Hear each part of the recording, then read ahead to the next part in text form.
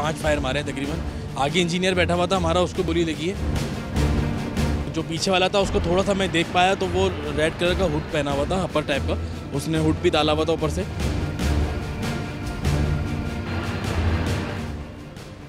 पाकिस्तान में आज़ादी इज़हार मुश्किल बना दिया गया। सहाफ़ियों को हक़ाइक़ बताने की कड़ी सज़ा दी जा रही है।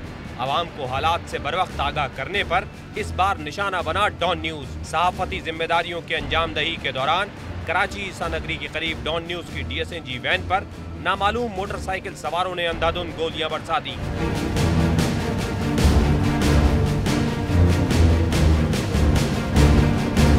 फायरिंग के वाक़े में DSNG इंजीनियर हसन मतीन जख्मी हो गया, जिसे तशवीशनाक हालत में निजी अस्पताल मुंतकिल किया गया। वाक़े के ऐनी शाहिद कैमरामैन उमर शाह के मुताबिक हमलावरों ने गाड़ी पर 5 फायर किए।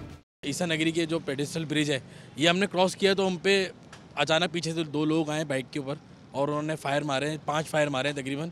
आगे इंजीनियर बैठा हुआ था हमारा, उसको गोली लगी है और बस ड्राइवर बैठा हुआ था, पीछे मैं बैठा हुआ था। तकरीबन 1 इंच का फासला था, जो मेरे कान के पास से गोली लगी, वो गोली आर पार हुई है। 2 लोग थे, जो पीछे वाला था उसको थोड़ा सा मैं देख पाया तो वो रेड कलर का हुड पहना हुआ था, अपर टाइप का, उसने हुड भी डाला हुआ था ऊपर से। और बस ये 2 ही लोग थे और 70 बाइक थी। डॉन न्यूज़ की DSNG वैन पर हमले की इब्तिदाई तहकीकाती रिपोर्ट पुलिस ने जारी कर दी। SSP ईस्ट जुल्फ़िकार महर के मुताबिक दहशतगर्दों ने 9mm पिस्तौल का इस्तेमाल किया। बेसिकली डॉन न्यूज़ की जो गाड़ी है ये गरीबाबाद से सिविक सेंटर की तरफ आ रही थी, तो यहाँ पे चलती गाड़ी पे फायरिंग हुई है।